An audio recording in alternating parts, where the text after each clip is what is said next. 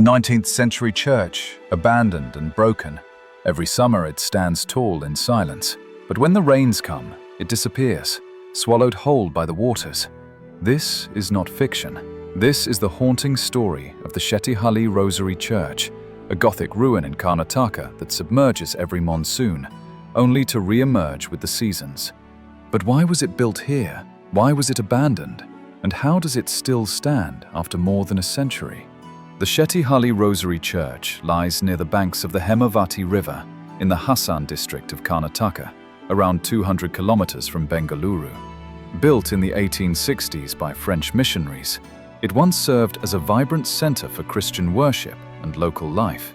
Today, it's one of the only Gothic-style structures in India that sinks underwater and rises again, like a cathedral caught in a forgotten time loop. The church was constructed by French missionaries during British rule, primarily to serve the wealthy British estate owners and local Christian communities in the region. Its architecture and location symbolized both faith and European influence, standing proudly amid lush farmlands. But in the 1960s, the government built the Hemavati Dam and reservoir, flooding the surrounding valley, including the church. The villagers were relocated. The church was left to the river. While not linked to ancient kings or gods, the Shettihalli Church holds spiritual value for both the local Christian population and travelers drawn to its silent strength. It became a symbol of endurance, where faith met fate.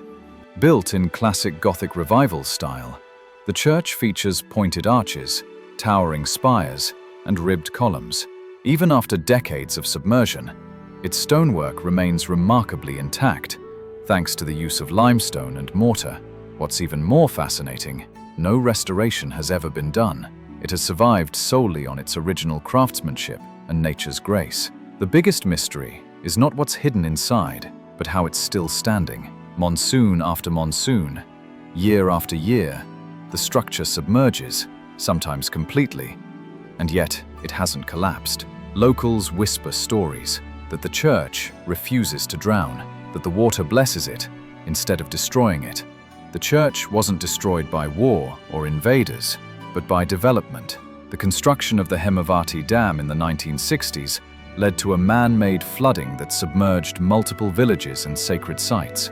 While the people moved on, the church stayed, slowly turning from a house of worship into a haunting relic. Shettihalli Church is not a UNESCO heritage site, nor officially preserved by the government.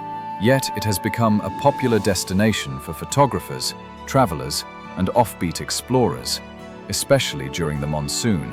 It stands not as a tourist spot, but as a symbol of forgotten heritage.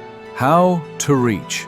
Drive from Bengaluru, 200 kilometers, or Hassan, 22 kilometers.